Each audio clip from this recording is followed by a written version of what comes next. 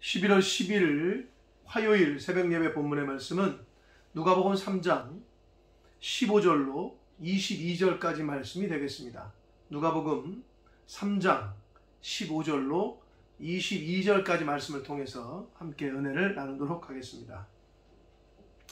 자, 3장의 이제 중반부에 해당되는 오늘 단락인데요. 여기서는 세례 요한이 전한 궁극적인 메시지가 결국은 예수 그리스도에 대한 소개와 증언이다. 세례 요한이 전한 모든 메시지의 결국은 종착점은 어디로 포커스가 맞춰지느냐? 바로 예수 그리스도에게 맞춰져 있다. 왜냐하면 세례 요한은 오실 메시아에 대한 길을 예비하고 준비하는 사람이었기 때문에 그렇습니다. 자, 그래서 예수 기리스도에 대한 소개와 증언이 나오고 있고, 그리고 세례 요한이 이제 투옥이 되는 그런 기록이 기록되어 있고, 그 다음에 세례 요한에 의해서 세례를 받으시는 예수 그리스도, 여기까지가 오늘 22절까지의 내용이 되겠습니다. 자, 한 절씩 보면서 말씀을 나누도록 하겠습니다. 자, 15절입니다. 백성들이 바라고 기다림으로 모든 사람들이 요한을 혹 그리스도 신가신 중에 생각하니, 많은 사람들이 세례 요한이 유명해지고 또 인기를 끌자 한마디로 지금 구약에 예언된 메시아이신가? 그리스도신가? 이렇게 생각을 했다는 거예요, 당시에.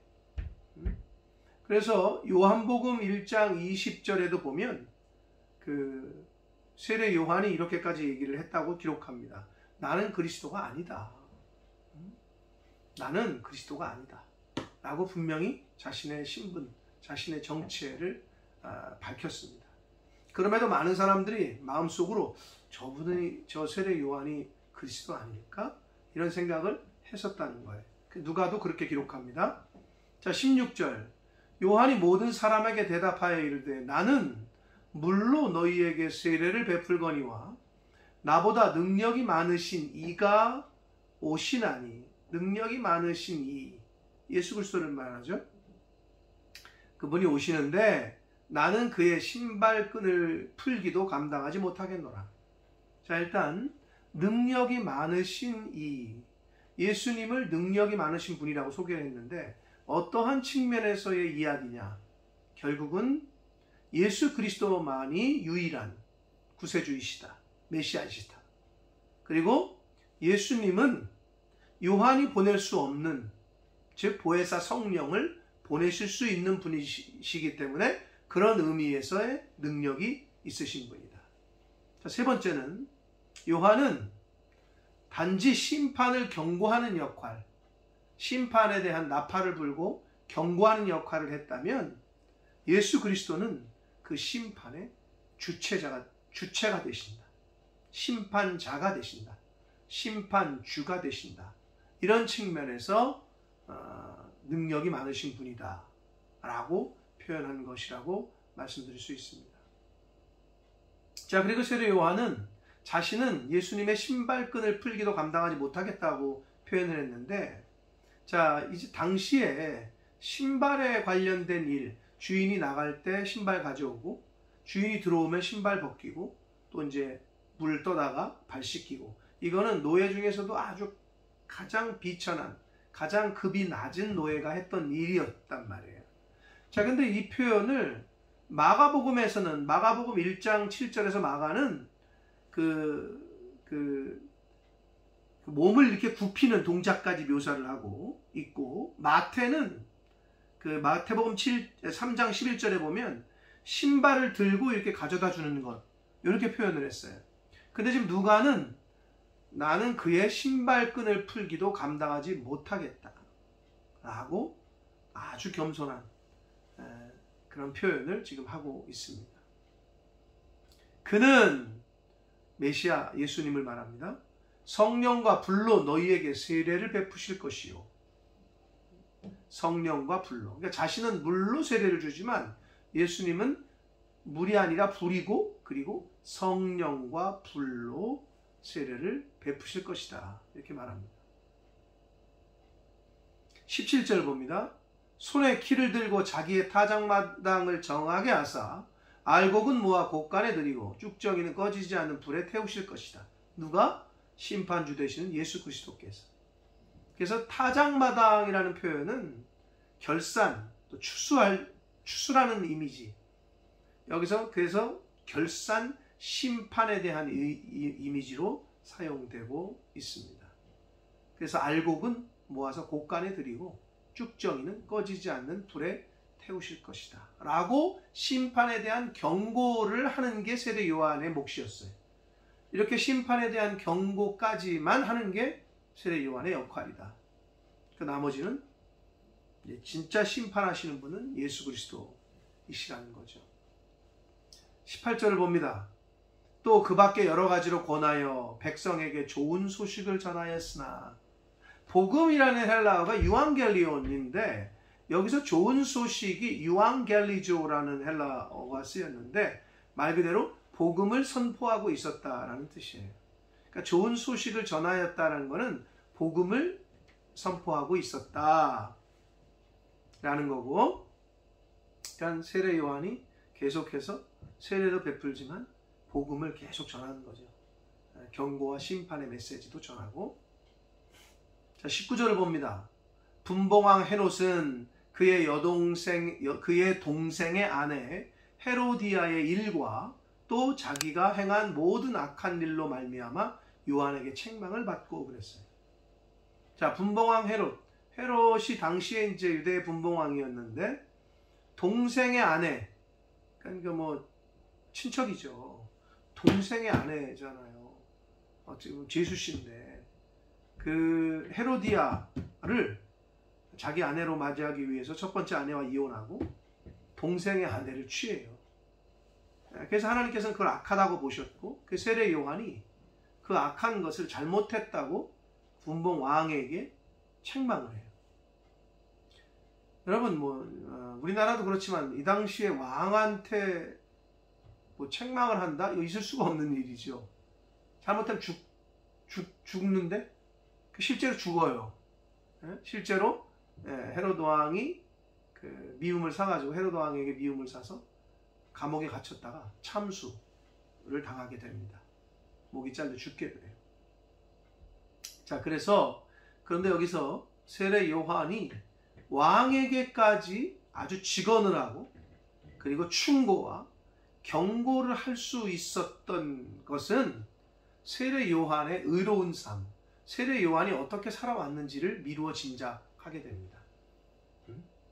그리고 세례 요한의 의로움과 성령 충만한 삶, 하나님의 영에 붙잡혀 있었기 때문에 저 사람한테 괜히 잘못 말하면 안 되는데, 잘못한 걸 잘못했다고 얘기해야 되는데, 이것이 사실 오늘날 우리 하나님의 종들에게 필요한 자세이긴 합니다. 눈치 봐서 이 말 못하고 괜히 이 말 하면은 또 삐질까봐 못하고, 그게 아니에요. 잘못한 건 잘못했다고, 아닌 건 아니라고 이야기를 해주는 자세가 우리 하나님의 종들에게 필요합니다.